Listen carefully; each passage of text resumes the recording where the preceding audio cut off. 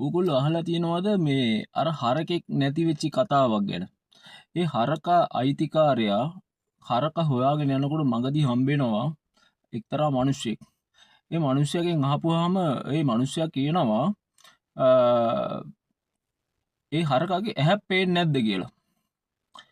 ඊට පස්සේ මේ අයිතිකාරයා කියනවා ඒ මගේ හරකා තමයි. ඊට පස්සේ ඒ මිනිහයා කියනවා දත් දෙක තුන හැලිලා නේද? ඊට පස්සේ ඒ හරකා මගේ තමයි. ඊට පස්සේ ආයෙ කියනවා මේ අ, එක කකුලක් නොන්ඩි ගහනවා නේද කියලා ඇහුවා. ඒ හරකා මගේම හරකා තමයි. කොහෙද ගියේ මේ හරකා කියලා ඇහුවා. ඊට පස්සේ මිනිස්සයා කියලා මම දැක්ක හරකෙක් නෑ කියලා.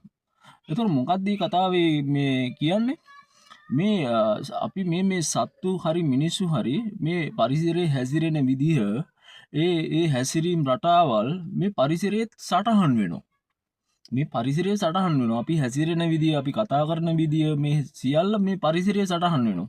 ඒතර මේ හිත දියුණු කරගත්ත අය මේ පරිසරයේ රටාව මේ සිද්ධ වෙලා තියෙන බලපෑම කියෝලා බලපුවාම එතන හිටපු ඒ මිනිස් ප්‍රජාව හරි සත්ව ප්‍රජාව හරි ඒගොල්ලන්ගේ හැසිරීම් ක්‍රියාකාරකම් ඒගොල්ලන්ගේ ආකල්ප ඒගොල්ලන්ගේ දැනුම ඒගොල්ලන්ගේ හැසිරීම ඒ වගේම ඒගොල්ලෝ මේ මොන විදිහේ කට්ටියක්ද ඒගොල්ලෝගේ සිතුම් පැතුම් ඒගොල්ලන්ගේ චාරිත්‍ර වාරිත්‍ර ඒගොල්ලන්ගේ අධ්‍යාපනය මේ සියල්ලක්ම කියවන්න පුළුවන් මේ පරිසරයේ සටහන් වෙලා තියෙන දේ ගැන සියුම් විදිහට අපි බැලුවොත් එහෙම මිනිස්සු කොට්ටාසයක් ඉන්නවා අපි හිතනවා අපි කරන කියන දේවල් මේ මිනිස්සු දන්නේ නැහැ කියලා. නමුත් සිත දියුණු කරපු මිනිස්සු සිත දියුණු කරපු අය මේ පරිසරයේ කියන දේවල් දිහා බලාගෙන අපිව කියවනවා.